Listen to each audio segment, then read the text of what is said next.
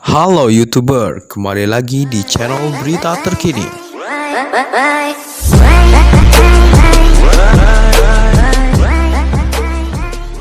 Inilah dia perbedaan virus corona dengan flu. Flu dan virus corona memiliki gejala yang mirip menargetkan sistem pernapasan.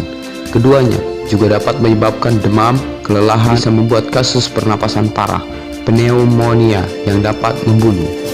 The coronavirus or COVID-19 disease had already Dan overwhelmed itu, China. keduanya menyebar melalui kontak dengan menyentuh orang atau permukaan yang terkontaminasi.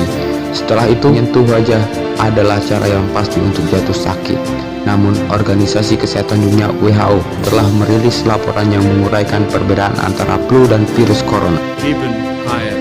The spread of COVID-19 is no longer something that could be stopped, but we can still slow it down. We just have to act right now. 1. Virus corona menyebar lebih lambat dari flu. Ini mungkin perbedaan terbesar antara keduanya. Flu memiliki masa inkubasi yang lebih pendek, waktu yang dibutuhkan orang yang terinfeksi untuk menunjukkan gejala dan interval serial, waktu antara kasus yang berurutan yang lebih pendek, interval serius. Virus corona adalah sekitar 5 hingga 6 hari, sementara menurut WHO, flu kurang lebih dari 3 hari. Jadi flu masih menyebar lebih cepat. But in 20% of cases, the disease can manifest in a more serious way that can develop into 2. Penyebaran virus. Penyebaran virus adalah apa yang terjadi ketika virus terjadi menginfeksi, telah bereproduksi dan dilepas ke lingkungan. Inilah yang membuat seorang pasien menularkan virus.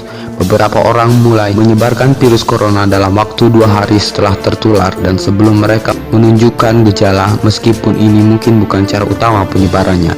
Namun, satu artikel non-verb review minggu ini juga menunjukkan bahwa pasien virus corona menumpahkan sejumlah besar virus pada tahap awal ini, ketika mereka tidak memiliki gejala atau hanya yang ringan. Sementara virus flu biasanya ditumpuhkan pada 2 hari pertama setelah gejala dimulai, dan ini bisa berlangsung hingga 1 minggu. Tapi sebuah studi di Lancet minggu ini yang mengamati pasien Cina menunjukkan bahwa korban masih menumpahkan virus corona selama sekitar 20 hari atau sampai mati. Satu pasien menumpuhkan pada 37 hari, sedangkan waktu terpendek terdeteksi adalah 8 hari. Ini menunjukkan pasien virus corona menular lebih lambat daripada mereka yang menderita The flu. course of this pandemic.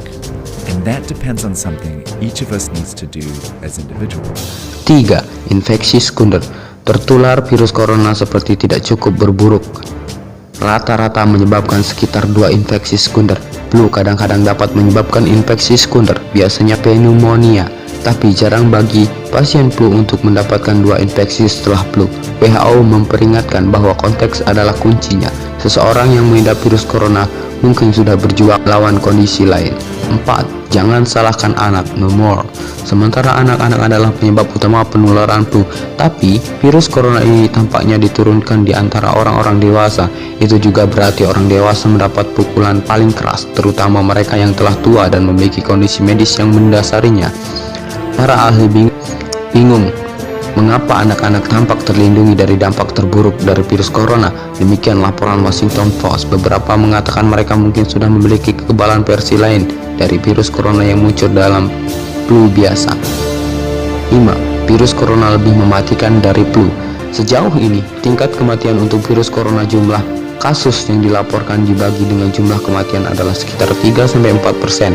Meskipun kemungkinan lebih rendah karena banyak kasus belum dilaporkan, tingkat kematian flu hanya 0,%. 19 can't get treatment, and some who could be saved die.